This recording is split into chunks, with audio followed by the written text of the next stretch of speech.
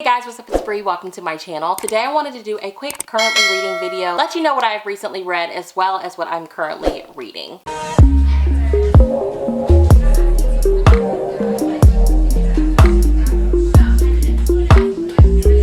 Enjoy these videos. I'm doing this video, one, because I really enjoy just sitting and talking about what I've been reading, and secondly because I was doing a weekend reading vlog this past weekend, and unfortunately, like, the worst thing as a creator that could happen happened. So when I do a weekend reading vlog or just a vlog over a couple of days, I like to vlog and edit to stay on top of it. I hate editing a bunch of clips all together at the last minute. Friday and Saturday was pretty much good, and then Sunday I spent pretty much the entire morning at the coffee shop and getting reading done, and then I sat down to start editing some more on Sunday, and I realized, one, my editing software needed to be updated, but that took a little bit of time to figure out, and then two, all of a sudden my hard drive just stopped working, and that's where all of my video stuff goes to. So I was really bummed. I was like, it's a sign, I'm not supposed to be doing this. But then luckily Monday I get on Amazon and I'm like, you know what, we're gonna write a review. I literally just got this hard drive, there's no reason that it shouldn't be working. Did a little bit of digging and learned, like, I still had until the end of January to get it replaced. So I sent that back, I got a new one, but it's like starting all over again, which is fine. It's totally fun. I'm just happy to like be back in business. Unfortunately, I lost all of that vlog footage, so I was like, you know what, let's at least just jump on here and share what we read over the course of this weekend and what we're currently reading. And then while I was doing the vlog, I posted on the community tab that I was vlogging, and that if anyone had any questions, they could leave them and I would answer them. I will answer those at the end of this video. First book I read was Spirit Bound by Christine Feehan, which is book 2 in her Sea Haven series. So I'm really enjoying this series. I'm loving it. I'm basically hooked.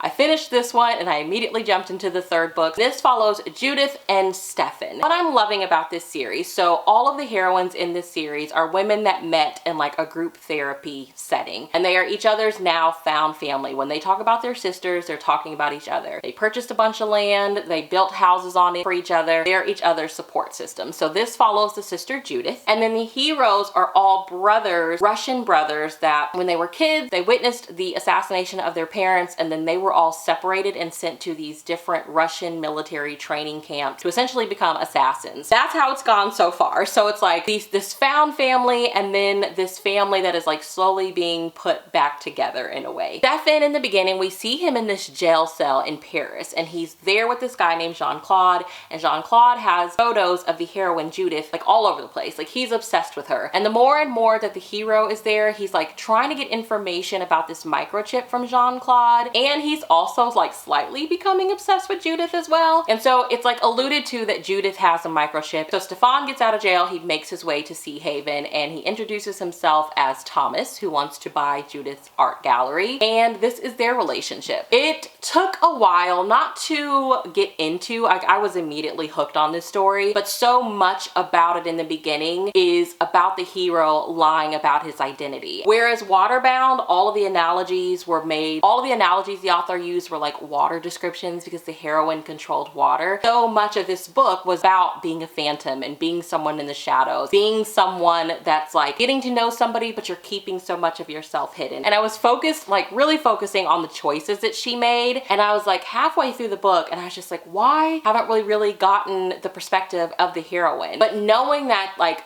the twist element is someone that's obsessed with her, and then the hero kind of has this like lust and obsession for her as well, but he's like really getting feelings for her at the same time. I thought it was just a really smart choice to have so much of the book from his perspective. I think there were like 2 scenes that we get from the heroine's perspective, and I feel like they were strategically done. There's a scene in here where after the 2 brothers finally meet, because initially they don't trust each other, they weren't raised together, they know the training that they have both went through, they are both killers. So even though they're family, they haven't been raised together, they don't trust each other. But once they've linked back up, Stefan is like, somebody is here and he's hunting Judith. There's a scene where they track this guy down. Stefan's instinct is like, I need to get rid of him, let's kill him. And his brother has to like talk him out of it. He's like, dude, if you're gonna stay here, you're going to have to change your way of thinking, especially if you're wanting to stay here and build a life with Judith. You can't think like that anymore. And it was just like this really powerful moment of like realization that the hero is like teetering between 2 worlds, past past where he's been trained to be this assassin and like has all of these survival skills, and like this other foot in this other world that he really wants to be a part in, and like realizing that these two worlds do not go together. It was so good. And then I read Love on Lexington Avenue by Layne, and this is book 2 in the Central Park Pack series. I'm so excited for the third book. I am so sad that this series is coming to an end, but it's just so much fun. So this follows Claire, and in book 1, all 3 of our heroines meet, and they meet outside of a funeral, and unfortunately it was Claire's husband who passed away. When they're all sitting outside in this meeting, it's because they have all learned that they were all sleeping with Claire's husband. So the first book follows the heroine Naomi, and this is finally Claire's book. I really loved it. She is still living in the brownstone that her and her husband inherited, or her husband was given from his family, and it needs to be remodeled. So Scott is hired on,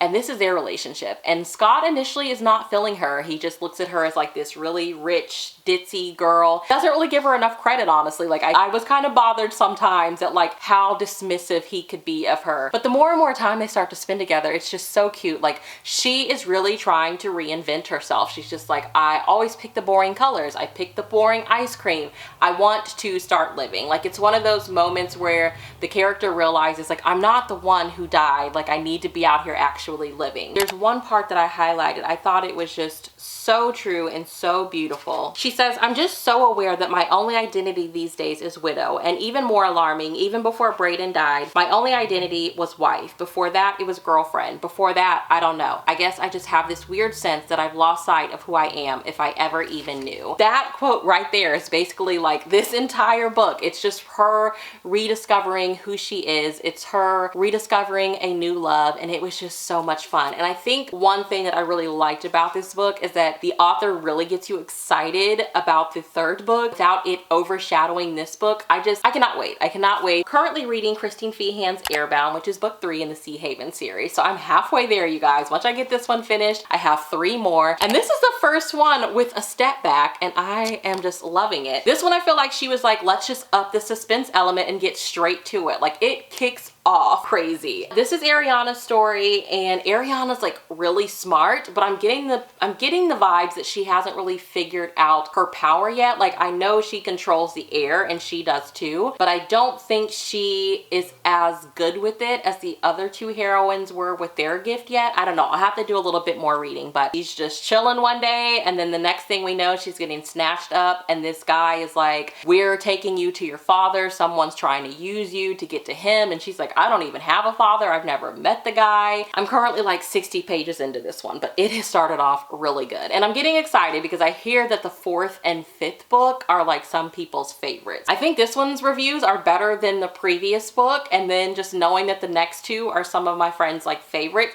just really has me excited. So yeah, cannot wait to get more into this one. And I think when I finish with that one, I'm gonna pick up Sweet Talkin' Lover by Tracey Livesay. I am so excited to make this my first Tracey Livesay. I just feel like I may need a little bit of a break from all of the paranormal suspense that I've been getting with this series. So I think like picking this one up will be a nice way to kind of shake things up and then get me excited to jump right back into the series. This one follows Kalia and Wyatt, and it sounds like she gets sent to the small town to fix some things. I don't want to know too much about it going in because this is my first time reading anything by this author, but I'm really excited to pick it up. So as far as the questions that I got on the community tab, they were from my friend Peg from the History Shelf. So I'll leave a link to her channel down below. She is a must watch, you guys. I love her personality. I love seeing the books that she was excited about enough to go haul for herself. She does amazing reviews. I just love hearing her opinion on books, and I cannot recommend having a variety of people that you are subscribed to here on BookTube. For me, it just keeps being part of this community exciting. I love being subscribed to people that read totally different books from me. Go check out Peg. I will leave her information down below. And she asked if I write book reviews for the romances I read as well as everything else. Do I have a reading schedule for the weekend versus the weekday? I love knowing when people squeeze in all their reading as I'm still trying to find my balance with job, life, and books. And then I had a comment on my previous video, my decade reflection video. I know it was from Search and Discover. cover, and it was basically about how I jumped from reading like 30 books a year to over 100. So I feel like these kind of all go together. Review-wise, yes, I'm trying to do better with Goodreads. So as soon as I finish a book, I will write something on Goodreads. I think it's important to put something over there. And then I do have my blog. I kind of neglected my blog, but I do have a reading journal. So I've been doing really good in 2020 with writing my thoughts as I'm reading a book or once I finish it in my reading journal. And then I'll just take like a Saturday night and transcribe everything from the journal to my blog. And then I also write for the website Frolic Media. And your girl is a new contributor to the amazing Reading Women. I am so excited. So once I actually have stuff out there,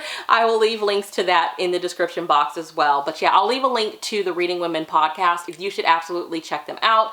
I just really love the attention and respect and focus on women authors that these ladies do. So I'm super excited to be part of the team. And as far as like the other part of Peg's question, I think it's pretty cliche, but I think any reader that reads a lot will say the same thing. The best thing to do is just find how you can incorporate reading into your everyday life. When I was working, I added it into my commute. If I was able to listen to a little bit of my audiobooks while I was at work, I would do that. I know some people will read during their lunch break, just like whatever you can do, however you can add it into your everyday life, do that. Trust me, it helps out a lot. I know audiobooks aren't everybody's thing, but over like 90% of my reading in 2019 and the year prior to that was because I discovered that I really loved audiobooks. They are so convenient when you are busy. And even now that I'm a stay-at-home mom, I'm a history student, so I spend a lot of time reading. When there are days where mentally I cannot bring myself to like pick a book up and actually read it from myself, having audiobooks comes in so handy. I listen to audiobooks while I'm folding laundry, doing dishes, like walking my kids to and from school. Just find those everyday moments, and if you're able to add a book into it, definitely do it, and always have a book with you. Then I had another question recently, and it was, can you please explain the difference between the Gothic and paranormal romance genres? So I haven't read a lot of paranormal romance, so I may be completely off on this. But when it comes to Gothic romances, so a lot of the Gothic romances that I like are the ones that were written in like the 1960s, 1970s, and they shadow, if you've ever read like Rebecca by Daphne du Maurier. I have not read Jane Eyre, but I hear that like there was Jane Eyre and then there was Pride and Prejudice, and the Gothic romances really follow the story arc of Jane Eyre, which I have not read. There's usually like a woman running away from like this English manor in the background, and the heroine is usually sent to this house as like a governess. And what I really enjoy about them is that they really use stuff like the weather. Like, so when the heroine is first getting to her new location, it's usually really foggy, and it just kind of signifies how she's really confused about this new transition in her life. And then she gets to wherever she's going and there's some type of mystery. So that's kind of what the Gothic romances are, and unfortunately we don't really see them written that much anymore. There are authors that are still writing them, and I am keeping my fingers crossed that we see a resurgence of them, but unfortunately we don't see them published that much anymore. And then paranormal romance is its own beast. There's usually not really a paranormal aspect to Gothic romance. It's a really dark and creepy house and like a mystery kind of going on with the people that are like residing in the house that the main character has to kind of figure out as to like what's going on. So I really hope that sums it up for you. I did a question and answer with amazing Gothic romance enthusiast, and I will leave a link to that down below, and I'll try to find some more of her stuff and leave it linked as well. But she's like really educated on this stuff and does an amazing job at like articulating it way more than I will. So I'll do my digging and leave some links for you down below so you can check that out. But thank you for your question. So that is what I have been recently reading, as well as my current read. Let me know down in the comments below what you are currently in the middle of, and I will see you guys in my next video. Thank you so much for watching. Have a good day. Bye.